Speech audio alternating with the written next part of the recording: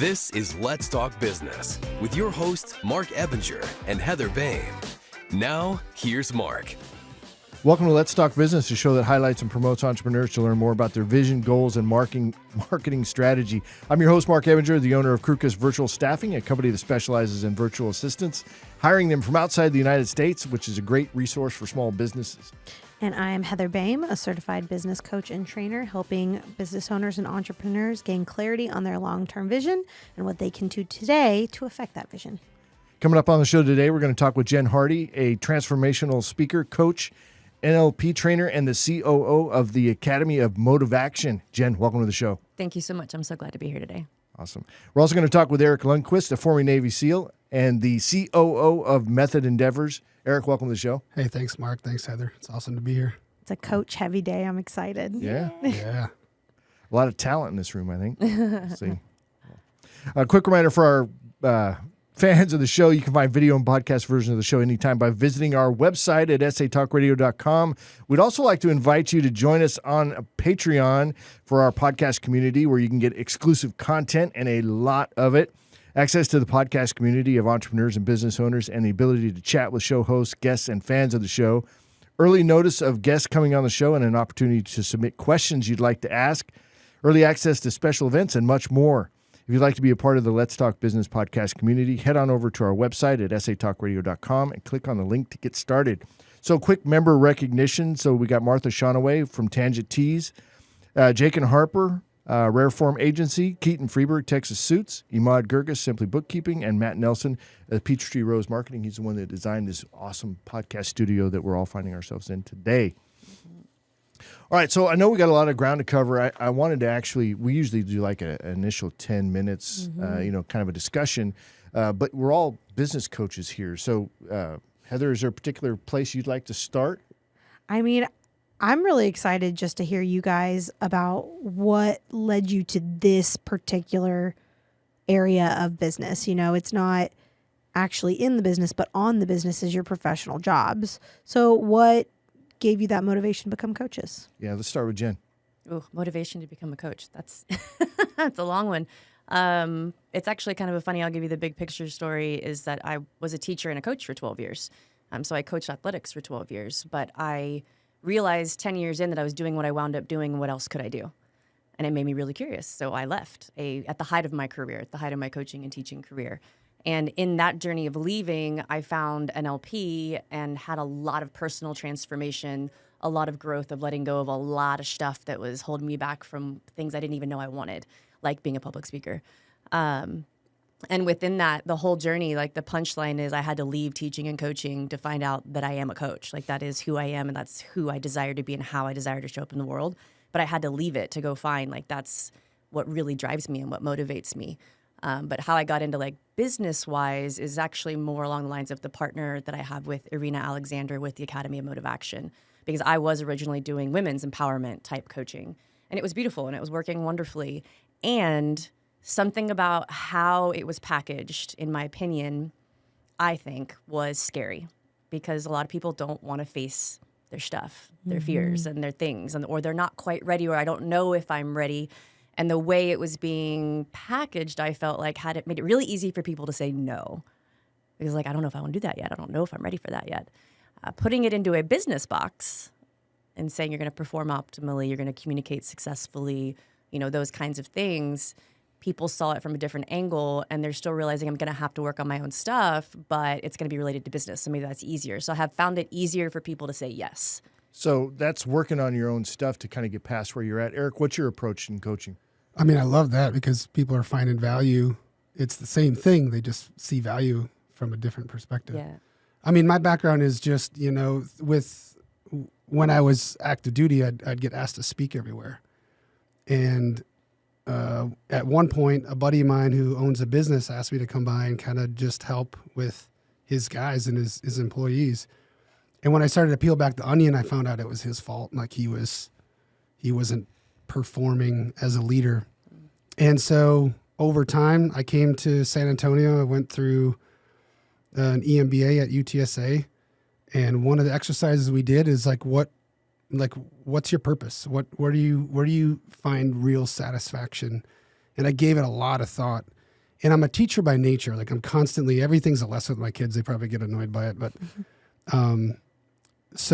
but what brings me joy really is just watching other people succeed.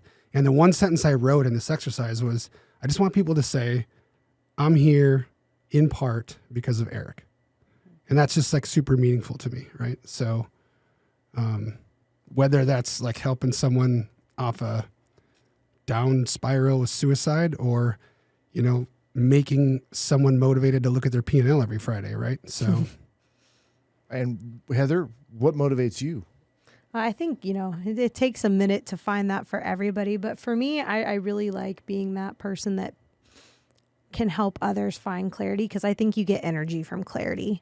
You get so wrapped up in your own head. You get so wrapped up in all the things that you want to do. And then it's super overwhelming. And then for me personally, I react in like a freeze. And I'm just like, I just want to like tunnel in.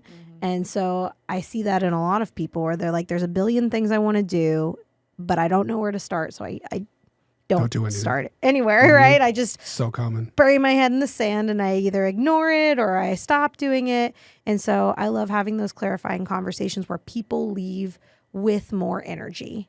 And that for me is the reason I really like doing what I do, because I feel like that clarity of vision directly impacts your energy. And if you have the energy to do something, well, then you can do almost anything, but people like it's a drain on your energy when you don't know what to do next. Well, and that can affect your belief system, and then that can affect everything, your output and so forth.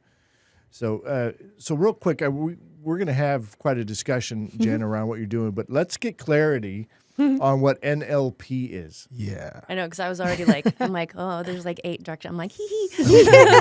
I'm like, We're going to be here for an hour and a half. I mean, to say it simply, NLP, it's neuro-linguistic programming. So it's the study and science of communication. It's the study and science of motivation, and how to understand strategies and patterns to purposefully implement those things.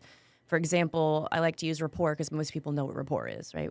We already have great rapport in this room, probably just because we're all coaches.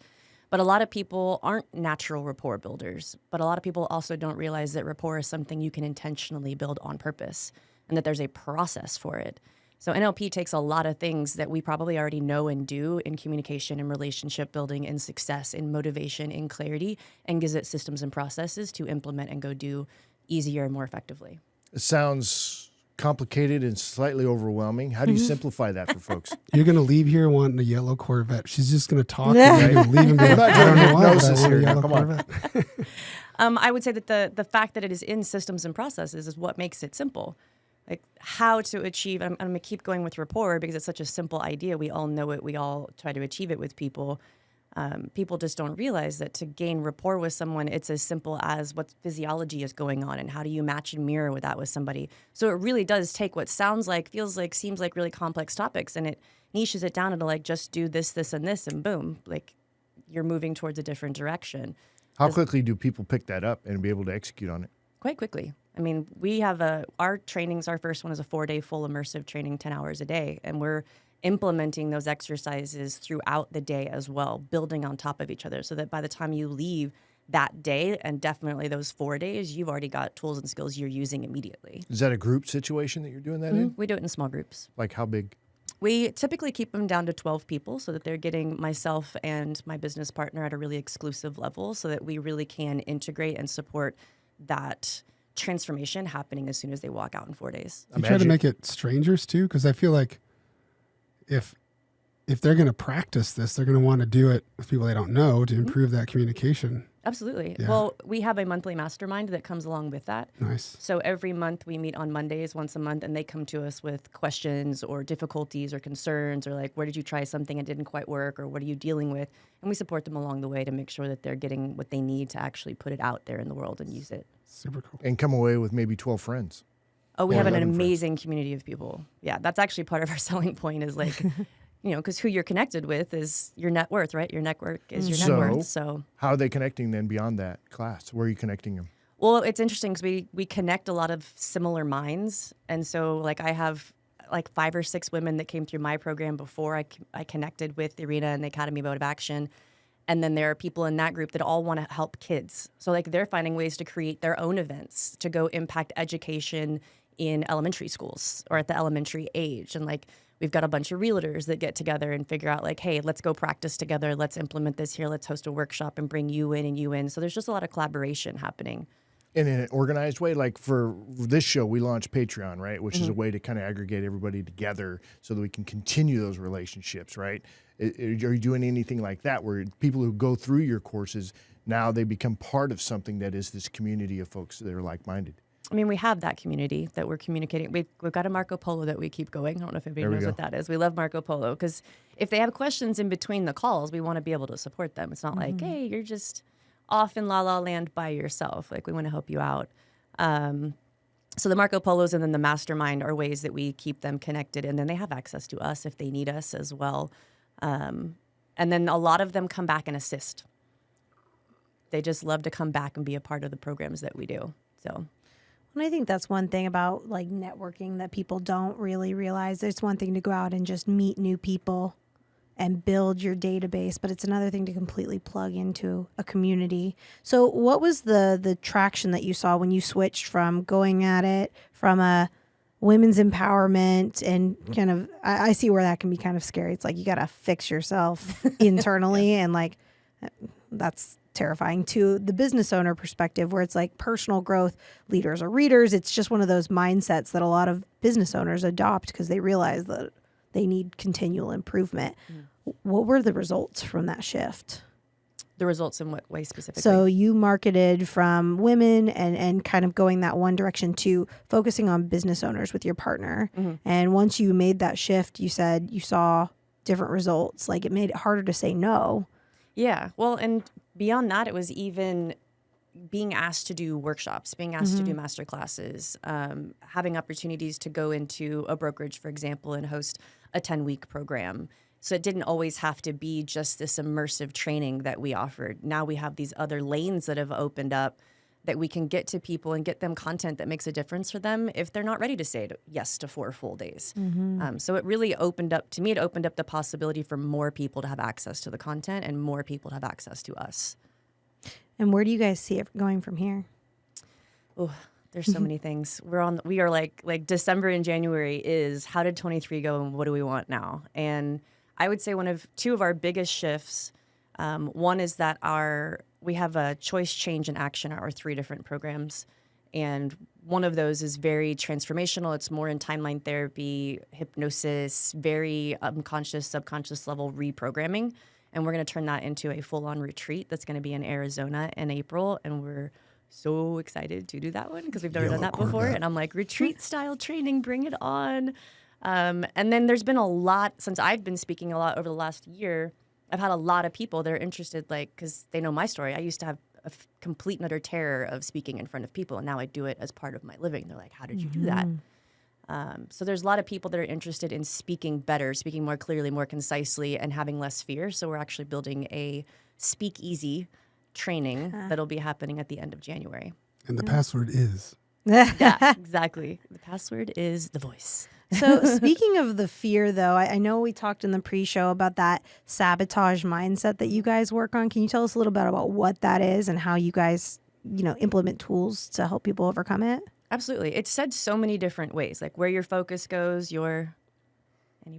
energy flows. Oh, I always say when you focus on expands. That that's too. what I learned. Focus goes, your energy goes. Yeah, where your focus goes, your energy flows. There's also Brendan Bouchard, big time coach, also says it's not a motivation problem, it's a focus problem, right? And they're all saying the same thing. What you're focusing on is what you're going to get. And I think a lot of people miss that, right?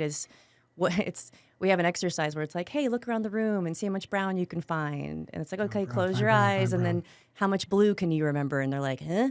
It's like, if you look for brown, you're going to find it, right? So what you look for, you will find. So when it comes to sabotage, when it comes to fear, it's what are you focusing on? And it is that simple, just sometimes it doesn't feel that easy, right? And it's retraining yourself on what is it you're focusing on. That's piece number 1. And number 2, what meaning are you giving it? Because we are the meaning-making machines. I related to there's a movie, The Patriot, right? Aim small, miss small, right? which it flows. Or if you buy a red Toyota pickup truck, now you look and you see them everywhere, kind of a situation, right? The RAS. Yeah, I was going to say, it's literally science. We got the reticular activating system. If you guys are going to use big words like We're just going to sit right here and Tell it to me like I'm 4. We're going to get into the medial prefrontal cortex here soon. Oh, so you're like you're 4, there's a piece of your brain that when it sees something that's important, it goes, ooh, that's important, and it starts to see it everywhere. Just like buying a red Toyota, and now you see a red Toyota everywhere. So can you Setting a give goal. some example of like things that you see often in that? Like, is it around money? Is it around being overwhelmed? Like, what are some examples of how it shows up? Because I feel like some people are listening to this, they're like, woo woo. yeah. You That's get extra not points if you me. can focus on how people focus on failing in their business or being broke, and that's where they end up. Easy. How are they raised? What is their environment? What education do they have? Do they not have? What were they told? What were they not told? Who did they honor? Who did they not? Who did they reject? What religion do they have? What spiritual beliefs do they have? All of those things are creating filters. They're all creating the glasses that we're all looking through. And that's the difference between COVID-19 was a great example. We had mask, no mask, vaccine, no vaccine. And that boiled down to filters. It boiled down to what do you believe, but then where did those beliefs come from? Where were they fostered through? What were they educated through? What were they accepted or rejected from? And that creates your lens of how you're going to receive something. So some of the most common things are definitely, I can't take that risk, right? I can't take that jump, can't take that risk, it's not, especially right now. Goodness gracious, right? Everybody, I feel like, is just retracting. It's just So like, you do corrective lens surgery. yeah. Oh, I like that. Corrective lens surgery. Yes. So when The people are LASIK coming of to the you, soul. where are they stuck? They're usually stuck in what's next. That's been most common lately is what's next. Whether it's I want to up level or it's I want a whole new direction. And that's terrifying in and of itself. Like I've had, even in my own women's programs and the MotivAction programs, had a lot of people end up leaving their career, probably because that's what I did. You tend to attract you're the best person to coach your old path, right? Who want to leave their old career and go to something new. Or we have quite a few CEO, COO, VP level, huge programming, the VP of USAA that's directly under the CEO. She's done nothing but in the last 3 years since she's gone through every program with us. So just up level, up level, up level. When I hear fear a lot, Fear. fear's that word's been used quite a bit. Eric, how do you approach it in your business when it comes to dealing? Are people coming to you because they're fearful or they're indecisive? Why are they coming to you for help? Well, a couple of different things. They'll come because, they're fearful of the unknown, or the same thing. They want to scale. In the coaching business, in Method Endeavors, they come because they have a problem. Our slogan is we create options. So companies that have high risk profile situations, where they have people stuck in locations that are maybe high conflict, they'll come to us for solutions. Okay, give me an example. Last year we had a publicly traded software company that had about 30% of their engineer operation in Ukraine. And so they were stuck and they needed a solution quick. And we were able to deploy some former special operations guys in 18 hours, and we were in Ukraine working on getting them out. So Can you be more specific? yeah, I mean, so these are families, and these are men who are conscripted into the military because of the conflict, but they needed to get out of the country. Okay. And so we were basically involved in figuring out a very low visibility method of getting them across the border to other Eastern European countries. I wouldn't put that in a coaching category. What category are you putting that in? Operations, yeah. Operations. Well, so operational support, and like I That's said, a serious operational support, right? We're not No, doing it's a that in the lot rest of of the No. coaching. strategy and logistics. are yeah, I mean, really, key. like where our and my skill set shines is project management. I mean, that's what it is. You're running operations. So, so when I look at systems and processes and timelines in sort of a project perspective. And so what I do to create that focus is I'll create, it's as simple as SMART goals. So I was teasing you about the prefrontal cortex, but as soon as you write these goals down, you automatically have engaged your reticulating active system. You've put that in front of your mind, and your mind in the background will start to work on solutions and recognize opportunities. So the RES is developed because your mind has so much going on, and you're just flooded with stimuli that it really can't handle everything you're seeing and feeling. And so it just looks at identifying, like, okay, say saber-toothed tiger. Oh, got to look out for that guy, right? I mean, that's why it was probably developed in our brain.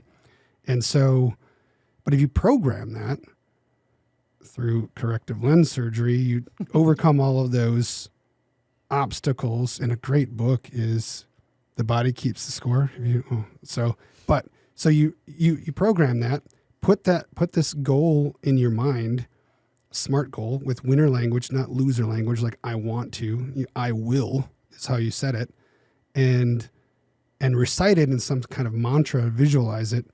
Now you've just opened up like this myopic view of whatever you got going on. Oh, I'm broke, to being able to observe and take advantage of opportunities as they come your way. What's your typical client profile? Medium-sized business guy, an owner or a gal owner who's still running around doing everything, not working on the business, but they're in the business. Mm-hmm. So. Okay. So I feel like to an extent, yours kind of aside, because I feel like people don't immediately go neurolinguistic. I can't even say it. NLP, right? That's not what they think. Yeah. But I feel like a lot of business owners look at it and they're like, okay, yeah, we know we should be doing this. Whatever, we don't need a coach. So where are some of those areas that you find they know they should be doing this, but they're not? And some ways that you get them to overcome that. Because it's one thing to write down your goals, like I will produce $1 million in revenue by the end of 2024. You do see some people do that, but then they don't actually execute it. So what are some things you guys run into with those type of people? I would say a lot of times with business owners, especially that have small teams, they're always wanting to fix the bottom of the pyramid. And since you said it was okay to cuss, shit rolls downhill.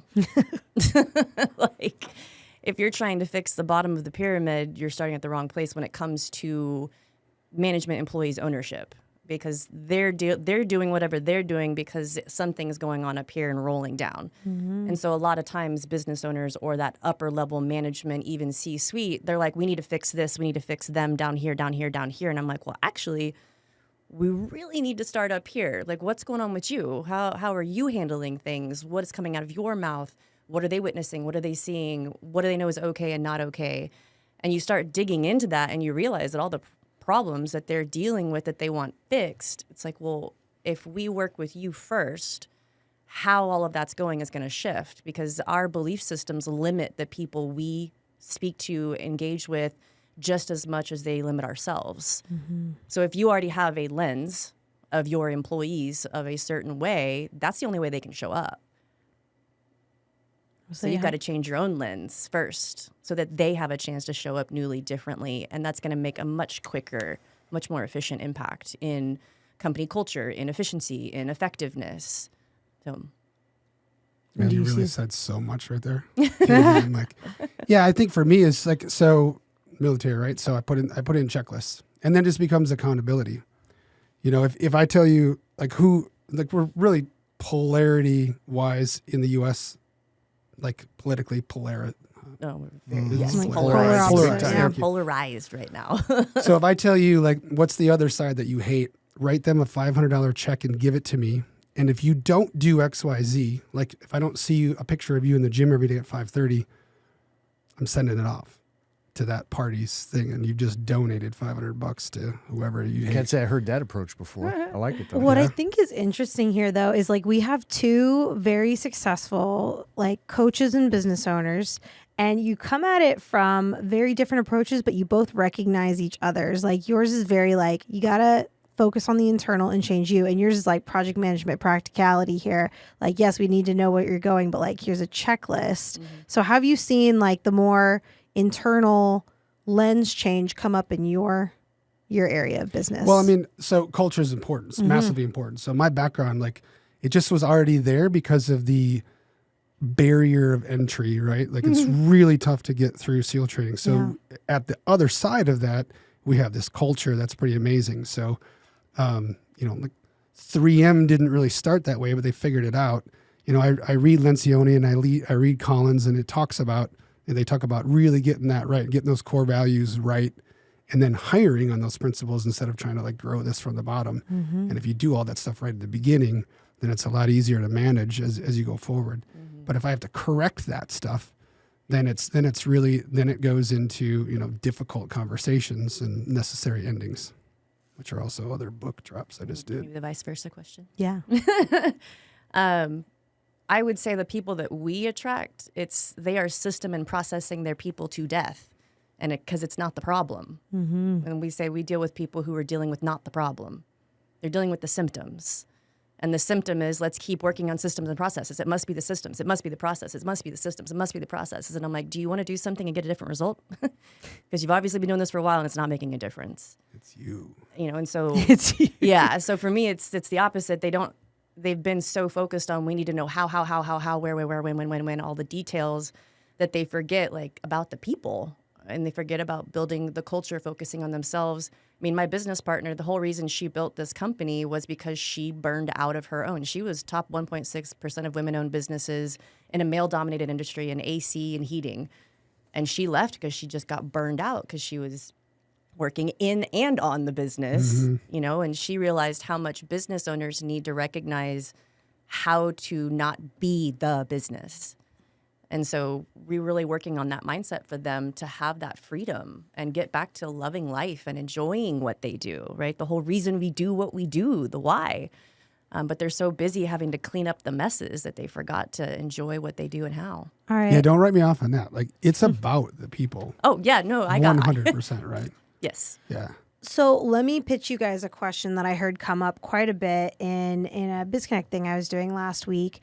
And it was around bandwidth, because everyone was like, yeah, creating a culture of accountability and creating that culture that people want to come to. It sounds great, but what does it look creating that bandwidth for yourself to be able to step back and work on the business, not in the business when you're in it? So I want to hear both of y'all's like responses to that, because that's something I think as coaches, people come up against a lot. It's how do I create the bandwidth to do this work on the business that you're saying I need to do so bad, or that I see the need for so bad, but I can't quite seem to find. I mean, again, it's about the people. So if they have to put the trust in there and give them ownership.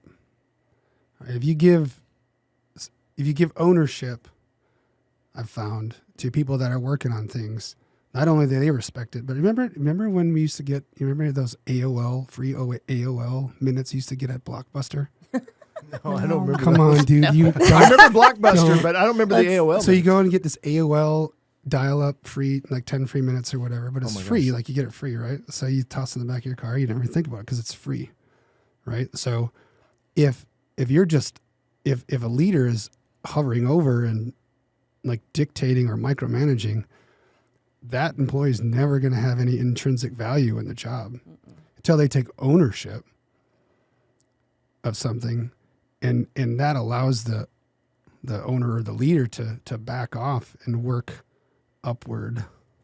Can I play devil's advocate here? Because I feel like that is a common trend. Like, you want ownership and empowerment. It was literally a slide in my slide deck. I'm just, but I see a lot of immediate, you mean I should give them equity in my business? And it's like, so what's your response to that? Because I come up against that a lot and we walk through it, but I'm interested to hear how you... We're talking about contracts, but no, Yeah. I don't know. Equity, I don't know. Maybe if it's a small business, I don't know. Like, is If there you're a anything startup, you like, recommend it could for be some- giving them that ownership without being like, here, own part of the company is kind of... just your name is on this. Like, what is your idea? How can we, like, look, I was good at what I did, but when I had 30 people, I'm like, you're good at this, dude. I don't, you do it. And then their ideas are so much better than mine. Right. And then their name's on it, and then we implement it. And it's way more successful than I could have dreamed about, Yeah. So. Because I'm going to have two different. Yeah. I'm like, I want to answer the question you just gave, and I also want to answer the one you gave a minute ago about the. So why don't we start from the top then and go to the original question and then. Well, I feel like it makes more sense to feed off what he just said and then circle back around for a second, if you can remember the original question, because I just put it over here for a minute. But to the ownership point of not being equity, but being ownership. So something that we do with companies, especially because we work with smaller companies, is we build values, the company values, we build them as a company. It's not the owner comes in and says, this is what we're doing and why. It's the owner comes in, the team comes in, and they are creating the company values and core values together. So they understand, why am I even doing this? What is the point? And it's not just what are they and what do they mean, but why are they important? And how are we going to achieve them each and every day as a unit? What are we going to hear? What are we going to see? What are we going to feel? Who's going to do what? How are they going to do it? Right? And again, what does it mean and why is it important? So we're building the value of the company as a team. And therefore, there's ownership, because now I know, especially the Gen Zs and the millennials, now I know why I'm even doing this. And the purpose for it and the direction that we're actually heading versus, hey, I need this complete today. This is why. But where's it going? What's the point? Because millennials and Gen Z, they are bigger picture. They want to know they're making an impact. They want to know I'm making a difference in the world. They want the whereas buy-in. baby boomers are like, do it because I said so. Yeah. So that's when I hear buy-in, that's what I think is, how do I get you involved in what we're creating? Take pride in what you're doing. Because, I think it's interesting to see how often ownership gets black and white translated into equity. And it's like, no, you can take ownership in a task. You can take ownership in your work. But it just a lot of the time, like, you're telling me to give equity to people. It's like, whoa, that's a whole different contractual ball game. It's fascinating, and that's where they go. Yeah, and it's too easy. Interesting. It's too easy. It's almost too You come easy. in and you maybe you're fancy with some of your words for a short period of time, and then you're getting long-term equity in a company. That's way too fast. Yeah. But what's funny about that is it's also not a driving force for a lot of people, especially Gen Z and millennials. They don't give a shit about getting equity in the company. They want to know they're making a difference. It's like telling me you're going to pay me more. You're going to give me a bonus. Well, they're not driven by the money the same way that other generations were. Well, Elon Musk, just that whole thing that's blowing up on the internet now, where he's like, people are pulling advertising from him, like Disney, for example. He's a whole meme now. And he's like, he doesn't care, right? I mean, he used different choice words there, but he's like, that's just not, you can't bribe him with money. That's not, to your point. A survey, of multiple age groups. Like, what is it that is the driving force in where you're at, in its purpose? And like, money's a distant second. So, well, and I guess that brings us back to the original, because the original question was like people struggling with creating the bandwidth to work on the business, which is generally a lot of the time they hire coaches. And for your answer, it was to give your people ownership to take some of that task bandwidth off of your plate, so you are freed up to work on it. What would be your answer if you've got someone coming to you and being like, I don't even have time to work on myself, let alone longer picture vision of my business, because I am running it right now in ragged. Yep. And that's the first place I would start, is you've got to start with you. And that's, Winston Churchill, like, massively successful. If you read his stuff, it was imperative to him to have time to read, to go for a walk, to have his whiskey, whatever it was. His time was non-negotiable. I need this 45 minutes to an hour every day. And when I get it, I produce 3 times as much. And I've tested this with my own clients, the ones who are like, well, how am I supposed to do that? And I'm like, I don't care. I don't care if you have to get up 30 minutes earlier. I just give me 10 days. That's it, 10 days. And the beautiful part is almost always it happens in one day. One client in particular that I'm thinking of right now, she worked with JB Goodwin, a high-performing realtor, and she's like, what am I supposed to do? I'm like, I just want you to give me 20 minutes a day where you do something that lights you up. And she's like, well, I love to be able to read in the morning and do my devotional. And I'm like, beautiful. Have you been doing that? She's like, well, no. I'm like, okay, so 20 minutes a day, that's it. I'm like, how are you going to do it? She's like, I'm going to have to get up earlier. I'm like, well, can you give me 10 days of earlier? And she's like, fine. And she did it. The next day, she texted me, told me it ended up being 30 minutes, not 20. And she did. She said, her words, I got more done today than I've gotten done in months. And she actually upped it to an hour within 3 days and was still getting more done because people, we live in this stupid effing do culture. Gotta do, gotta do, gotta do. We're defined by what we do and how much we do, and it's bullshit. It's complete bullshit. It's who are you going to be? If you don't focus on who you're being, everything is going to smack you in the face constantly, and you're not going to feel like you have time. So you got to start focusing. I can on relate you. to that too because I'm a creative person, and so when I can take time to enjoy something that I like doing, it actually does fuel me better throughout the day. My wife is more of that do kind of a thing, but she has her exercise time. That's for her, and that fuels her throughout the day. Yep. You know what I mean? So what are your thoughts on that, Eric? 100%. I mean, like the president has time to work out. Is that a joke? Have you seen our president? What? Hey. I mean, General in history, okay, the gotcha. president, I didn't say Mr. Biden. I mean, look, he still gets Just on and keeping off it of real. like. Oh yeah. But no, I mean, stuff. like, if the highest executive in the world has time to work out, because his team will make him, I'm sure of it, right? Yep. Then you have time. That's a great point. Words of wisdom. All right, guys, we're about out of time on our show. Jen, if people want to get in touch with you, how do they do that? The easiest way, I mean, you can find me on all the social medias as you love my social media handle, _Jen Hardy. And you can also find us at the Academy of MotivAction on all of the different social media platforms or online. Our website is motivaction.academy. And it's not .com and it's not HTTP. It's literally just motivaction.academy. And that'll take you to our website. Cool. Eric, Awesome. if folks want to get in touch with you, how do they do that? Eric_L at methodendeavors.com. What are you on social media? I am Eric_Lundquist 17 on Instagram. Any significance on the 17? Is that like a lucky number? Is I have it? no idea. It's the number 16 that and accepted. through 1 was taken. 16 through Oh, was taken. There were All right. 16 Eric Lund was Oh, before that's you. hilarious. All right. Well, thanks, guys. I appreciate that. Quick reminder for our listeners, you can catch video and podcast version of the show anytime by visiting our website at satalkradio.com. And a quick reminder to join our Patreon community so you can be a part of all the successful stuff we got going on. Our first ever quarterly, we're going to be doing them quarterly, Mixer was sold out within like 2.5 weeks. I think we're going to launch another round of tickets, though. 2.5 weeks. What timeline are you on? Those 2.5 Oh, your since ticket sales. Yeah, ticket okay. sales. Yeah. I thought you meant the mixer was going to be in 2.5 weeks, and I was like, No. you're wrong. It's like January a month. 25th, I haven't 2024. ordered the chairs yet. Did you guys get your tickets? I did. Not yet. You probably didn't know. You open that other round. Yeah. Huh? Well, I got it I don't on even the know if call I'm that going to day. be in town, if I'm going to be out of the country or where. So All right, Mr. Steele. All right, guys. Thanks a lot for coming in. You guys did a great job. Thank you. thank you.